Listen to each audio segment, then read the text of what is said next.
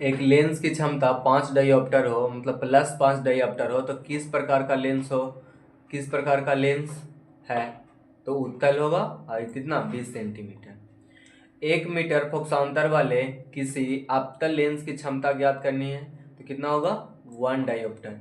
एक प्रयोग में अवतल दर्पण द्वारा किसी बीम का प्रतिबिंब एक पर्दे पर प्राप्त किया जाता है। दर्पण की फोकस दूरी को निर्धारित करने के लिए प्रयोगकर्ता को मापने की जरूरत कहाँ से पड़ेगी? तो दर्पण तथा पर्दे के जो बीच की दूरी है, दर्पण तथा बीम के बीच की दूरी, ठीक है। ऐसे पदार्थ जिनसे होकर प्रकाश आसानी से पार कर जाता है क्या कहलाएगा? पारदर्शी। किस दर्पण द्वारा किसी वस्तु का वास्तविक प्रतिबिंब मिल जाता है? तो केवल अवतल दर्पण द्वारा। किस दर्पण द्वारा किसी वस्तु का काल्पनिक प्रतिबिंब मिल सकता है? तो तीनों दर्पणों में काल्पनिक मिलेगा। और जो वास्तविक होता है वह उल्टा होता है, जो काल्पनिक या आभासी होता है वह सीधा होता है। वस्तु से छोटा या आभासी प्रतिबिंब किस दर्पण से प्राप्त होता है? तो उत्तल दर्पण द्वारा। अवतल दर्पण की फोकस दूरी उसकी वक्रता त्रिज्या की क्या होती है? आधी होती है। मोटर गाड़ी के चालक के सामने लगा रहता है तो कौन सा दर्पण? उत्तल दर्पण। उत्तल दर्पण द्वारा बना प्रतिबिंब काल्पनिक और सीधा होता है। संबंध है F = R/2 सत्य है किसके लिए? अवतल और उत्तल दोनों दर्पणों के लिए। जब प्रकाश की एक किरण एक माध्यम से दूसरे माध्यम में जाती है तो अपने पूर्व पथ से विचलित हो जाती है। इसे क्या कहते हैं? प्रकाश का अपवर्तन कहते हैं।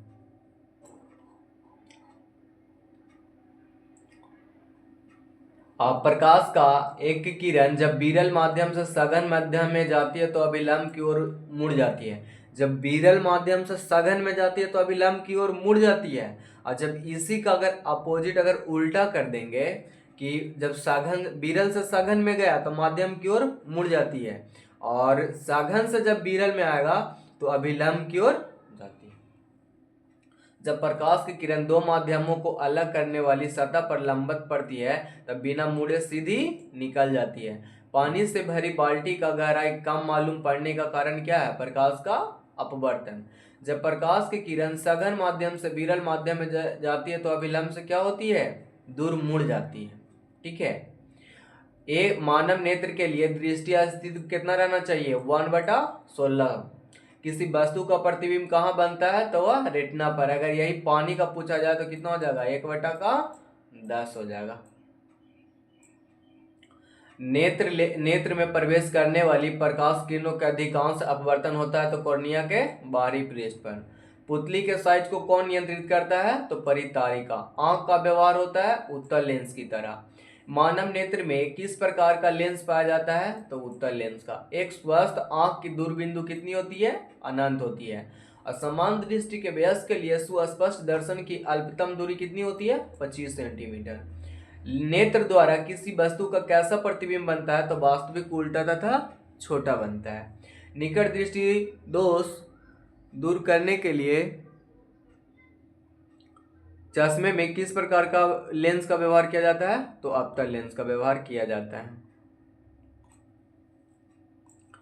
किस लेंस का उपयोग कर दीर्घ दृष्टि दोष के संशोधित किया जाता है? तो उत्तल लेंस का। किसी दृष्टि दोष को अवतल और उत्तल दोनों लेंसों की बनी द्विफोक्सी लेंस द्वारा संशोधित किया जाता है तो जरा दूरदर्शिता।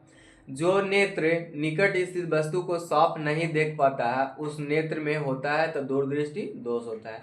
किस रंग का विचलन न्यूनतम होता है? तो लाल का। श्वेत रंग कितने रंगों के मेल से बनता है? तो 7 रंगों का। स्पेक्ट्रम द्वारा प्राप्त करने के लिए किसका उपयोग किया जाता है? तो प्रिज्म का। स्पेक्ट्रम किस रंग के किरण का झुकाव अधिक होता है? तो बैगनी का। प्रकाश का प्राथमिक रंग क्या है? लाल, हरा, नीला। तारे के टिमटिमाने का कारण क्या है? वायुमंडलीय अपवर्तन। प्रकाश किस घटना के कारण सूर्य हमें वास्तविक सूर्योदय से 2 मिनट पूर्व दिखाई देता है? तो वायुमंडलीय अपवर्तन। तारों का टिमटिमाना प्रकाश की किस घटना को दर्शाता है? तो वायुमंडलीय अपवर्तन का। वायुमंडल में कौन सा वर्ण अधिक प्रकीर्णन होता है? तो नीला। और तरंगदैर्घ्य लाल। जब सूर्य का प्रकाश वायुमंडल से गुजरता है तो वायु के सूक्ष्म कण किस रंग के प्रकाश को अधिक प्रबलता से प्रकीर्णन करता है? तो नीला को। प्रकाश के किस रंग का तरंगदैर्घ्य सबसे अधिक होता है? तो लाल का। अगर तरंगदैर्घ्य लाल का तो इसका विचलन कम होगा, और जिसका विचलन ज्यादा होगा उसका तरंगदैर्घ्य कम होगा।